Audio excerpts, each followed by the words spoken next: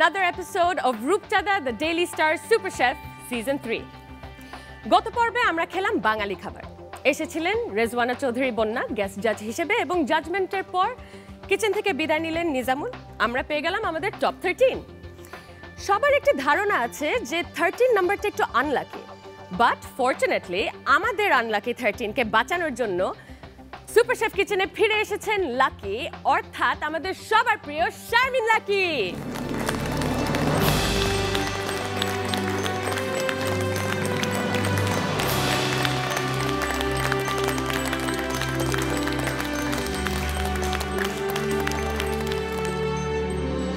আচার, pickles of our subcontinent. ফল, সবজি, সর্ষের তেল দিয়ে একটু মশলা দিয়ে আচার আমরা বানিয়ে থাকি। আচার সংরক্ষণ করার জন্য কি দেওয়া হয় কে বলতে পারবে? অনেকে, তার মানে সবাই জানো। সিট্রিক অ্যাসিড এবং সোডিয়াম বেনজয়েড। আচারের মশলাগুলো আদা রসুন, হলুদ, শুকনো মরিচ, জিরে, সর্ষে, কালি জিরে, পাঁচফোড়ন ইত্যাদি। আবার আচারের জন্য কিন্তু লবণ, চিনি, গুড় এবং সিরকা ভেরি ইম্পর্ট্যান্ট। আজকে তোমাদের সেই আচারেরই প্রতিযোগিতা। আজকে এই প্রতিযোগিতা থেকে একজন আমাদেরকে ছেড়ে চলে যাবে। আগ্রহ নিয়ে বসে রইলাম আপনাদের আচার উপভোগ করবার জন্যে। আজকের এপিসোডটার নাম হতে পারতো আমার মনে হয় যাকে বলে জিভে পানি আসা এপিসোড। মানে এর থেকে লোভনীয় আর কিছু হতে পারে না। মানে আচারের বিচার করব, এটার থেকে আর আমি সত্যিই লাকি যে সবচেয়ে মজাদার কিছু মানে আজকে টেস্ট করব বলে আজকে আমি এখানে। সো সারপ্রাইজ আস, এমন কিছু করুন যাতে আমরা চমকে যাই, বিস্মিত হই। সময় কিন্তু মাত্র 30 মিনিট, শুরু হয়ে গেল এক্ষুনি।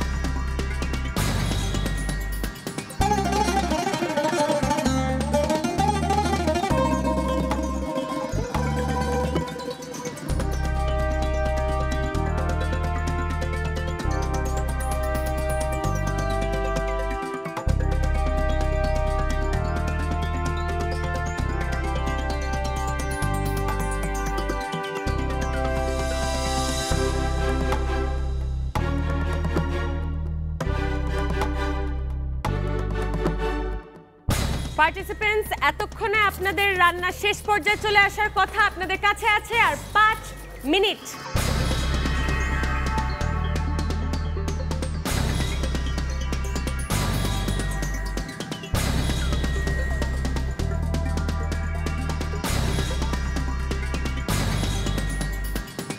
Participants, your last 10 seconds. 10, 9, 8, 7, 6, 5, 4, 3,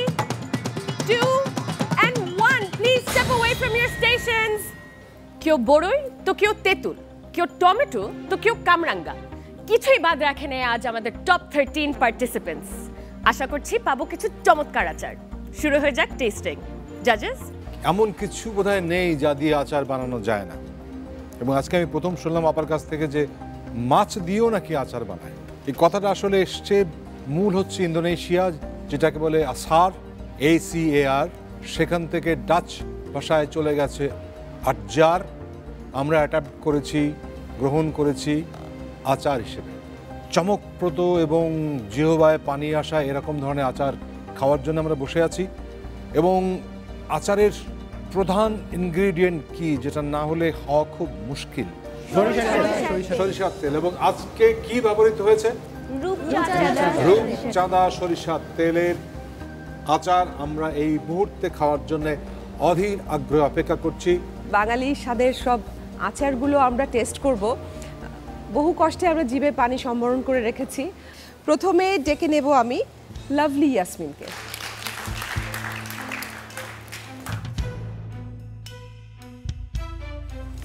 lovely, এটা কি আচার তোমার? এটা সবজি আচার। সবজি আচার। কি কি দিয়েছো? শালগম, গাজর, টমেটো, শিম আর ফুলকপি। আর মশলা? মশলা দেওয়া হয়েছে এটার মধ্যে কালো জিরে, সরিষা, আদা, রসুন। গুড় না চিনি কোনটা ব্যবহার? গুড় চিনি দুটোই ব্যবহার করি। দুটোই ব্যবহার। কারণ গুড় চিনি দুটো ব্যবহার করার কালারটা একটু আনার জন্য, গুড়টার জন্য।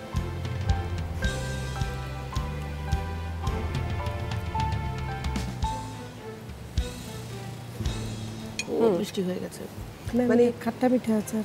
খাট্টা কিন্তু পাইনি। সবজির ইয়েগুলো হারিয়ে গেছে, যে স্মেল বা অন্যান্য আচারের যে বিষয়টা, পাঁচফোড়নটা পাওয়া যাচ্ছে, কিন্তু চিনিটা আসলে একটু বেশি। সব কিছু ছাপিয়ে বোধহয় মিষ্টিটাই বেশি। কেয়ারফুল থেকো আগামী থেকে। হ্যাঁ, সবজির আচার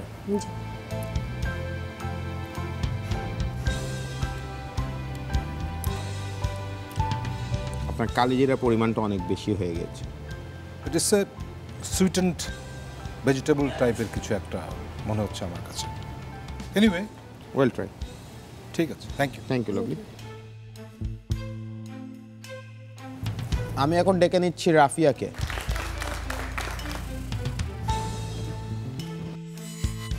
এত অল্প কেন?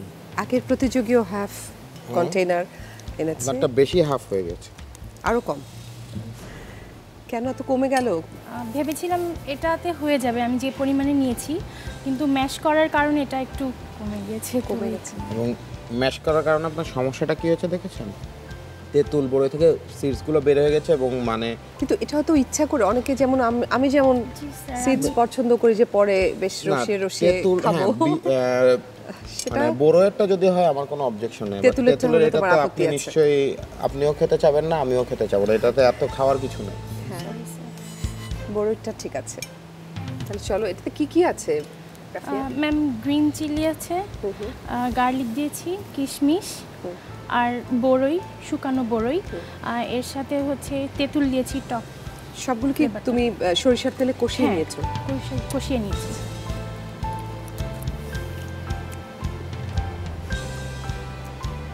I liked it.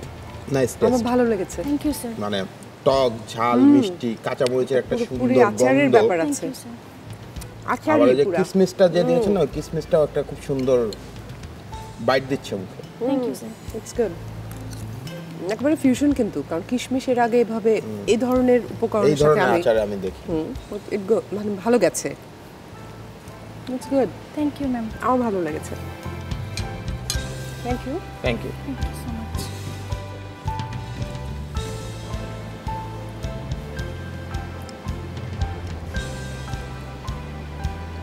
প্রথম বানালে?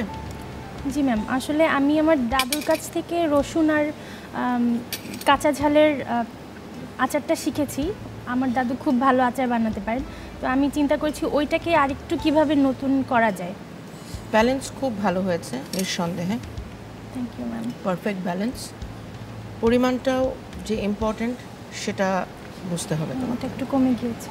কি কি দিয়েছো রাফিয়া? তোমার ব্যালেন্সটা আমার কাছে একদম পারফেক্ট লেগেছে। তুমি প্রথম থেকে আমাকে মশলাগুলো বলো তো, কতটুকু কি দিয়েছো? প্রথমে আমি ঝালটাকে একটু সরিষার তেলে আগে ভেজে নিয়েছি, টেলে নিয়েছি। এরপর হ্যাঁ, কাঁচামরিচটাকে এরপরে ওটা আমি বন্ধ করে দিয়েছি চুলায়। এরপরে হচ্ছে যে বড়ইটা ছিল, তারপরে আমার কিশমিশ ছিল, তারপরে আরও রসুন ছিল। আমি রসুনটা একটু পরে দেওয়ার চেষ্টা করছি যাতে আমার বাইটটা আসে কিন্তু মেল্ট না হয়ে যায়। আর তেঁতুলটা হচ্ছে আমি নামানোর পরে দিয়েছি চুলা থেকে, যাতে করে তেঁতুলটা এটাকে ব্যালেন্স করতে পারে টক মিষ্টি ঝালের সাথে। যেহেতু আমার আচারে কাঁচামরিচ আছে, এটা ঝাল নিঃসন্দেহে, আর তেঁতুলটা একটু টক ফ্লেভার এনেছে, আর কিশমিশটা একটা ট্যাঙ্গি প্লাস মিষ্টি ফ্লেভার দিচ্ছে। এই কারণে আমি একসাথে করে এটাকে ব্যালেন্স করার চেষ্টা করছি। পাঁচফোড়ন, হ্যাঁ, পাঁচফোড়ন এগুলো আমি নামানোর পরে যখন ওটাকে ম্যাশ করেছি হাত দিয়ে। কি দিয়েছো? ওই গুঁড়োটা কি? ওই গুঁড়োটাই তো আসল। হ্যাঁ, পাঁচফোড়ন দিয়েছি, এর সাথে অল্প একটু সরিষা দিয়েছি, আর সামান্য জয়ত্রী দিয়েছি, জয়ত্রী গুঁড়া তেলে একসাথে টেলে। আচ্ছা, এই মুহূর্তে খেতে আমাদের খুব ভালো লাগছে ঠিকই, কিন্তু এই আচারটা তোমার দুদিনও থাকবে না, কারণ তুমি তেঁতুলটাকে জালই দাওনি। তুমি এটা চাটনির পর্যায়ে চলে গেছে একটু, বুঝতে পারছো? তেঁতুলটাকে জালই দাওনি, তেলের মধ্যে জাল দিতে হবে।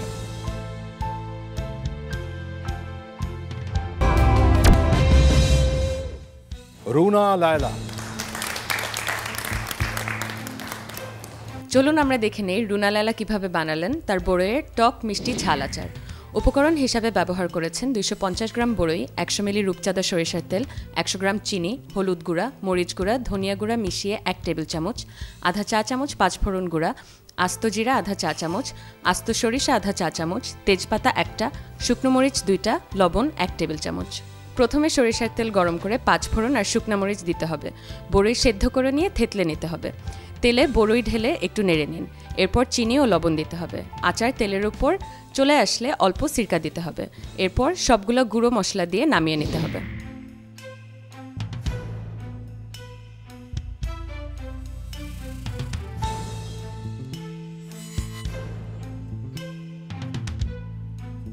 রুনা লায়লা, আপনি কিভাবে আচারটা বানিয়েছেন আমি আমাকে বলেন, আমি শিখে নিই। প্রথমে আমি বড়ইটা সিদ্ধ করে নেই পানিতে, সিদ্ধ করে পানিটা ফেলে একটু হ্যান্ড ব্লেন্ডারে একটু ম্যাশ করে নিই, হাতেই আর কি। তারপরে তেল দিই, তেলটা যখন খুব ফুট ওঠে তারপরে নামাই রাখি। রেখে একটু ঠান্ডা হওয়ার পরে ওর মধ্যে একটু রসুন কুচি, 2টো তেজপাতা, একটা শুকনো মরিচ একটু ক্রাশ করে, আর হচ্ছে পাঁচফোড়ন আর আস্ত শুকনো মরিচ একটু তেলে গুঁড়া করে একটা পাউডার তৈরি করি, ওইটা আর একটু বিট লবণ, এটা দিয়ে জাস্ট ফাইনালি টাচটা দিই। এত জিনিস মনে রাখলেন কি করে আপনি? আবার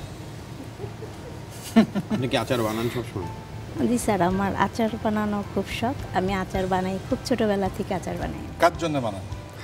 আমার বাবা খুব আচার পছন্দ করে। আমার বাবা ডাল ভাতের সঙ্গে আচার খায়। ফার্স্টলি আমি আমার বাবার জন্যই আচার বানাতাম, আমার মার কাছ থেকে শেখা। আমার মা আচার বানায় খুব ভালো। আমি শেখার পরের থেকে আমি আমার বাবার জন্য বানাই। আর তারপরে জি, বাবা মা দুজনেই আছে। আর ভাই বোনরা সবাই আমার আচার খুব, এবং রিলেটিভরাও পছন্দ করে, এবং প্রতি বছর আমি প্রায় 2-2.5 মণ আম এগুলোর আচার বানাই। 2 থেকে 2.5 মণ আমের আচার আপনি প্রতি বছর বানান? আপনার তো আচারের ফ্যাক্টরি আছে তার মানে। Anyway, well done.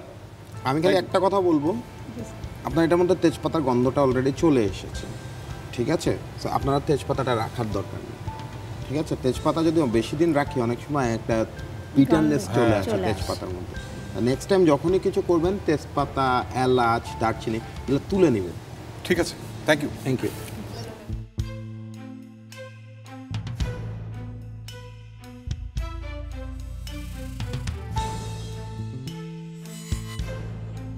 তো আর একটু মানে চিনিটা কম হলে দুর্দান্ত কিছু হতে পারতো। ওকে, শিবানীর আচার নিয়ে চলে আসো।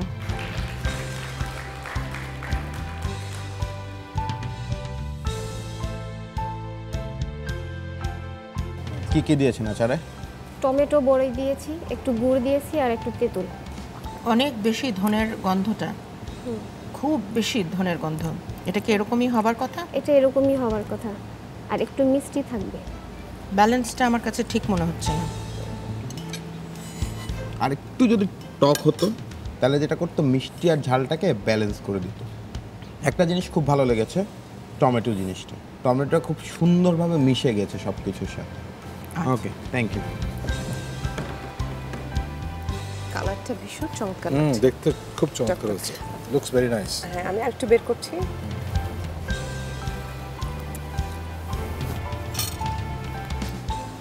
রাতপুর একটা ঝাল আচার পেলাম, মিষ্টি খাচ্ছি। আমার কাছে ঝালটা খারাপ লাগেনি, আমার ভালো লেগেছে। ভালো লেগেছে। রেগুলার আচার করেন? রেগুলার করি না, তবে এটা আমার শ্বশুর অনেক পছন্দ করে, ওনার কাছ থেকে সেটা আমার শেখা। শ্বশুরের কাছ থেকে শেখা? জি। আচ্ছা, উনি কি মানে অন্যান্য রান্না বান্নাও করেন? আমি যখন বিয়ে হয়ে গেলাম তখন উনি আমাকে শিখিয়েছেন, বাহ, আমি ওনার কাছ থেকে শিখেছি। অনেক ধন্যবাদ। ধন্যবাদ। এখন আসবেন খালেদ রাব্বানি।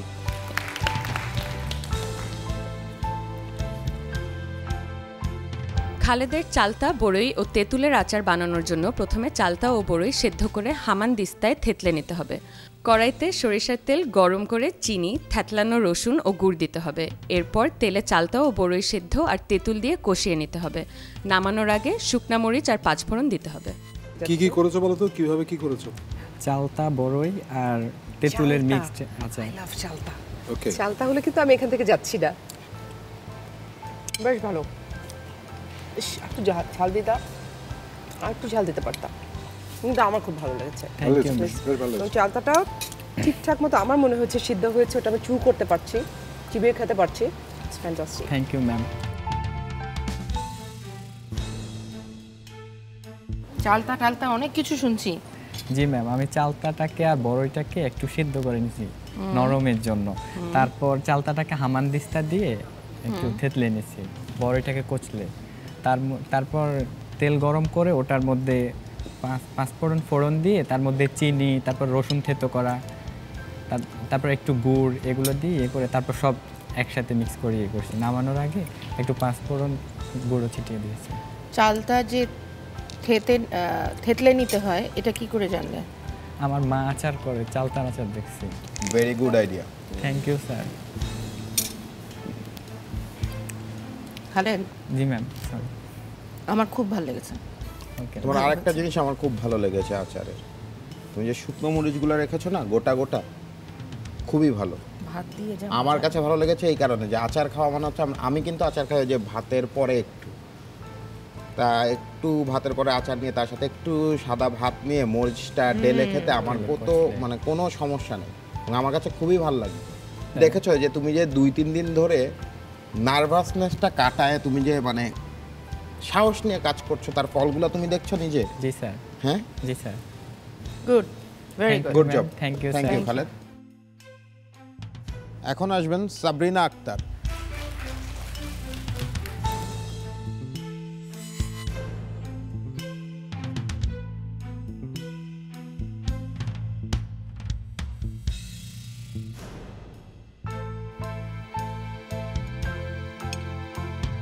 শীতে হয়ে গেল কেন? একটু পাঁচফোড়নটা একটু পুড়ে গেছে। তেঁতুল পুদিনার ফ্লেভারটাকে একদম পুরো চুষে নিয়েছে, কোনো পুদিনার কোনো কিছু পাচ্ছি না। আমরা যে পুদিনার চাটনি খেয়ে অভ্যস্ত, অনেকখানি পুদিনা বাটার মধ্যে একটুখানি তেঁতুল দেওয়া হয়। পুদিনা ইউজ করার আগামীতে আর দরকার নেই, ব্যবহারের কোনো দরকার নেই। তুমি বানাতে পারো, আর সিরকা দিয়ে কখনো কিছু সেদ্ধ করবে না। সিদ্ধ করার দরকার নেই।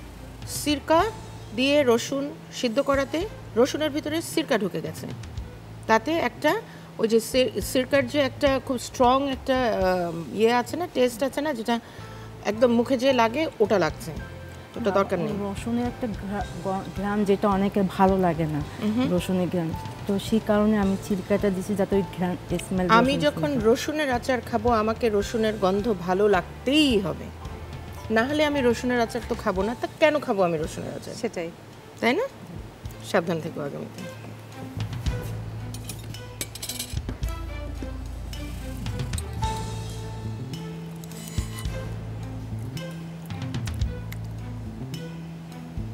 Thank you. সাদেকিন হায়দার।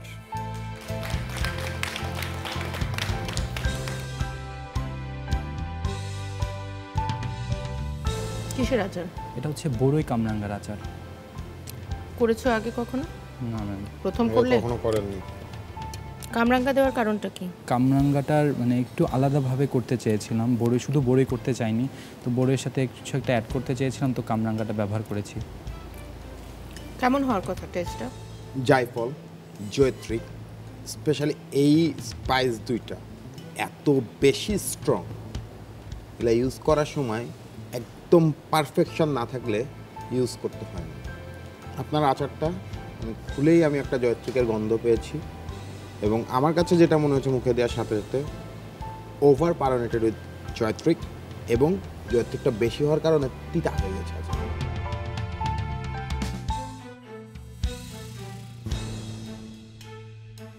কামরাঙ্গা কি থেতো করে দিয়েছো না এটা ভুনা করতে করতে এরকম? আমি এটাকে পানি দিয়ে বয়েল করে একদম শুকিয়ে নিয়েছি, তারপর সেটাকে কামরাঙ্গাকে পেস্ট করে ফেলেছি। ঠিক আছে, দেখা যাক। মাসুম,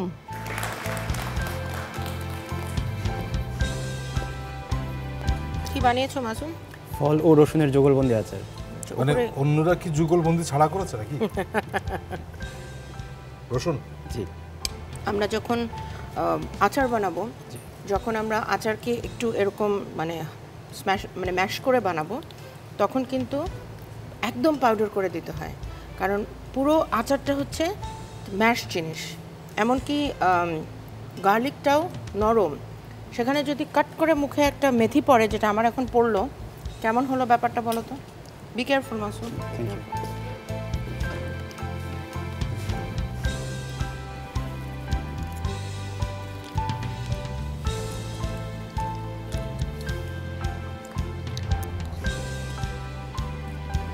মাংস ভুনার মতো লাগছে, শুধুমাত্র এলাচ একটা উপকরণ, একটা ইনগ্রেডিয়েন্ট যে একটা রেসিপিকে ধ্বংস করে দিতে পারে।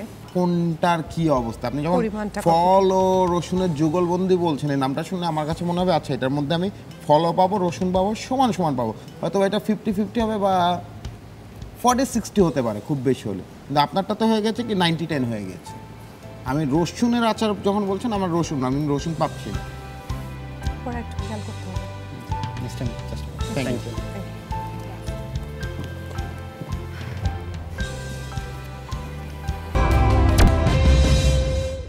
আমাদের আজকের সর্বশেষ প্রতিযোগী জিনিয়া জাহাঙ্গীর।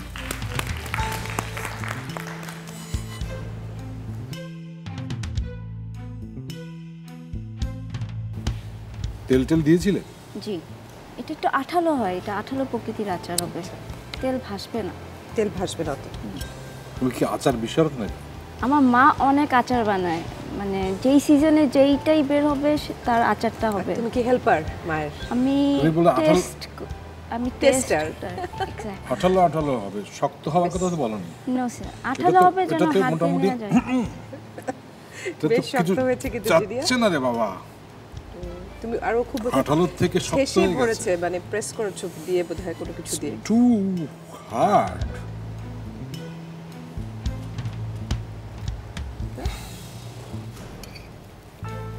একটু বেশ শক্ত।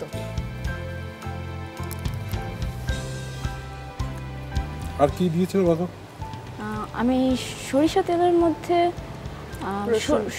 সরিষা এবং রসুনের পেস্ট, অল্প একটু হলুদ, অল্প একটু মরিচ, এবং এরপরে চিনি দিয়ে এবং সিরকা দিয়ে অ্যাকচুয়ালি এটাকে আমি অনেকক্ষণ রান্না করে এরপরে বড়ি সিদ্ধ করা এবং তেঁতুলেরটা দিই। কাতনা তেঁতুলটা পুরাটা, কারণ এটা একটু শক্ত হবে এবং তেঁতুলটা যেন মুখে লাগে না। এমনি কিন্তু ভালো, জাস্ট একটু সফট হলে পরে খেতে কিন্তু আমার ভালো লাগছে। এবং একটু আমি বিট লবণ দিয়েছি যেন স্বাদের জন্য, একটু স্বাদের জন্য একটু চটপটে একটা ভাব আসবে আচারটার সাথে যেন যায়। কার কাছ থেকে শিখেছো বললে? আমার মা। দেখা যাক, ঠিক আছে। টু বি ভেরি অনেস্ট, আমার আচারটা ভালো লেগেছে। Thank you so much. Zinia, yes ma'am. তুমি বলছিলে আচারটা এরকমই হবে, আচারটা আসলে এরকম হবার কথা না। ওকে, আচারটা একটু সফট হবে, আঠা আঠা। বড়ই এবং তেঁতুলের আচারটা খুব ফেমাস, যারাই বানায় বানাতে বসে নিজেরাই খেয়ে ফেলে অর্ধেকটা। এবং অনেকক্ষণ রান্না এবং আপনার হিট অনেক বেশি ছিল, যে কারণে হচ্ছে কি আপনার যে সুগার বা গুড় যেটা দিয়েছেন সুগার গুড়টা ক্যারামেলাইজড হয়ে গেছে, টফির মতো হয়ে গেছে। ভাগ্যিস যে পড়েনি। ওকে, সবকটি পার্টিসিপেন্টের আচারের টেস্টিং শেষ, এখন ফলাফলের সময়। জাজেস, রূপচাঁদা the daily star super chef আজকের এই টক ঝাল মিষ্টি এপিসোডে আমাকে আরেকবার ডাকার জন্য ধন্যবাদ জানাই। ভালো লাগলো, মজার কিছু রেসিপি আবার আমি স্বাদ নিতে পারলাম। প্রথমেই বলেছিলাম যে আমাদেরকে একটু সারপ্রাইজ করা হোক। 2-3টা রেসিপি তো অবশ্যই আমাদেরকে চমক দিয়েছে, সেগুলো নিশ্চয়ই আমরা পরবর্তীতে জেনে যাব। তোমাদের জন্য অনেক অনেক শুভকামনা, এবং যে ভুলগুলো আজকে ছিল সেগুলো নিশ্চয়ই তোমরা পরবর্তীতে শুধরে নিয়ে আরেকটু কঠিন পথের দিকে তোমরা এই দৃঢ়তা নিয়ে এগিয়ে যাবে। তোমাদের জন্য সব রকম শুভকামনা। যেহেতু রেজাল্ট দিতেই হবে, আমি খালেদকে গিয়ে আসতে বলবো।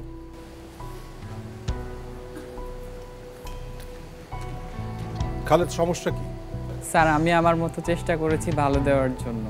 সেটা জিজ্ঞেস করছি, সমস্যা কি? যে তোমাকে আর একটা কি ব্যাচ লাগাতে হবে? লাকির কাছ থেকে তুমি নিয়ে যাও আজকের বেস্ট কুকিং এর জন্য। Thank you.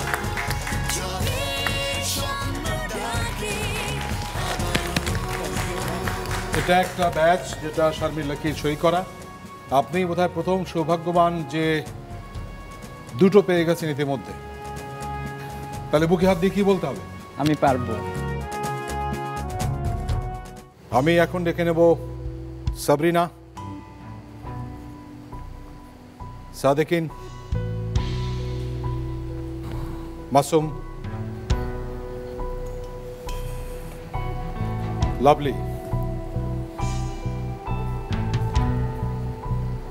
4টা সবচাইতে খারাপ আচার যেটা আপনারা বানিয়েছেন। আমি রাগটাক না করে খুব ব্লান্টলি কথাগুলো বললাম। নিশ্চয়ই বোঝা যাচ্ছে যে আপনাদের মধ্যে থেকে একজন যাবেন, বাকি 3 জন থাকবেন। 3 জনের জন্য এটা চরমতম সাবধান বাণী। 13 জন আছেন, একজন চলে যাওয়ার পরে 12 জন হয়ে যাবেন। সামনের পর্বে আরো একজন কমে যাবে, এমনি করে শেষ 10। আপনি কত পর্বে আপনি এই ব্যাচটা পেয়েছেন না? জি আজকে যে রাজা কালকে সে ফকির, জি অতি সহজে জি বলে মেনে নিচ্ছেন। আপনার কি লড়াই করার ক্ষমতা শেষ হয়ে গেছে? জি না স্যার, আজকে আমার ভুল হয়েছে, আমি এটা স্বীকার করছি। বলে তো আপনি ছিটকে পড়তে পারেন আজকে। জি sir. Masum is too much experimentation. Sadikin, কি সমস্যা? এক্সপেরিমেন্ট করব, আমি কিছু একটা নতুন করে দেখাতে পারবো, কিন্তু না, সেটা হয়নি, সেটা আমার ভুল ছিল, এই জন্য আজকে আমি এখানে দাঁড়িয়ে আছি। সাবরিনা, তো আমার ভুল কিছু হয়েছে সেটা আমি বুঝতে পেরেছি। খুব অল্পের জন্য আপনি বেঁচে গিয়েছেন, আপনি সেফ, কিন্তু সাবধান, ডেস্কে চলে যান। Masum, the judges think that you have all the ability to become at least a good chef,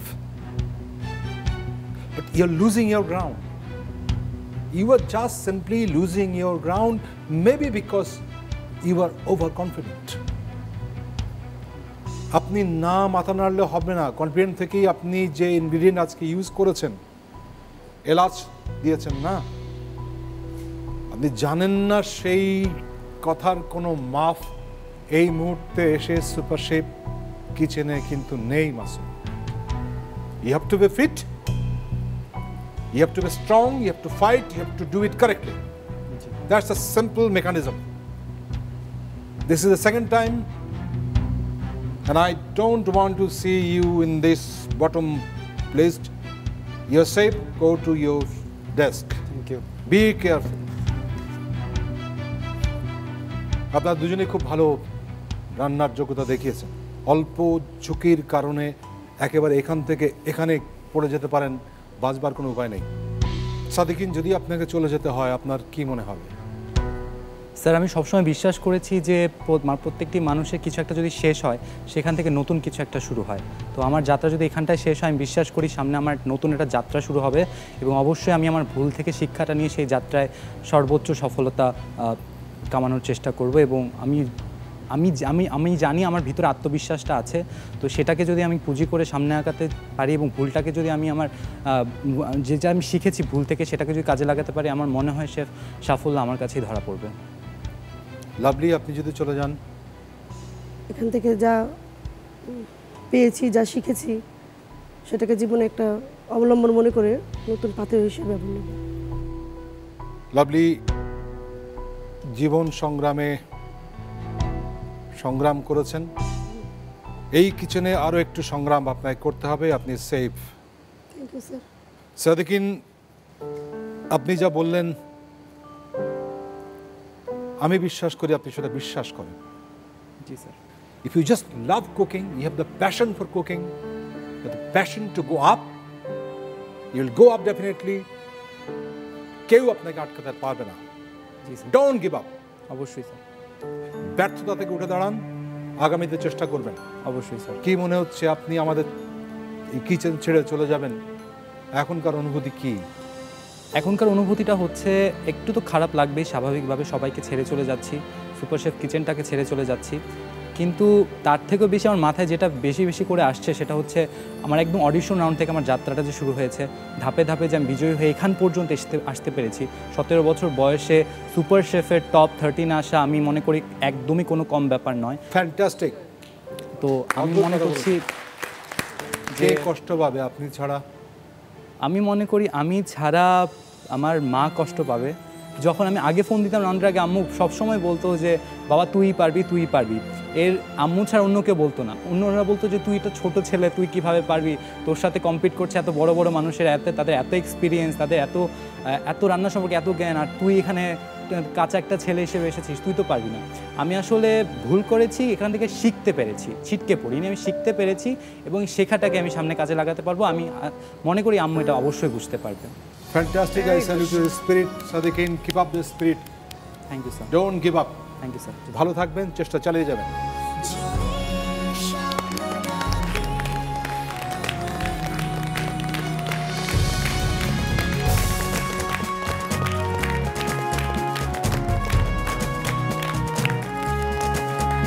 ভিন্ন ভিন্ন আচারের স্বাদ গ্রহণ করলেন আমাদের বিচারকরা এবং জাজমেন্টের পর সুপার শেফ কিচেন থেকে বিদায় নিলেন Sadikin. But we now have our top 12। আগামী পর্বে আমাদের সাথে সুপার শেফ কিচেনে থাকবে বাংলাদেশের খুব নামকরা একজন শেফ, কিন্তু কে সেই শেফ দেখার জন্য থাকবেন আমাদের সঙ্গে। চোখ রাখবেন এনটিভির পর্দায়। Thank you and good night.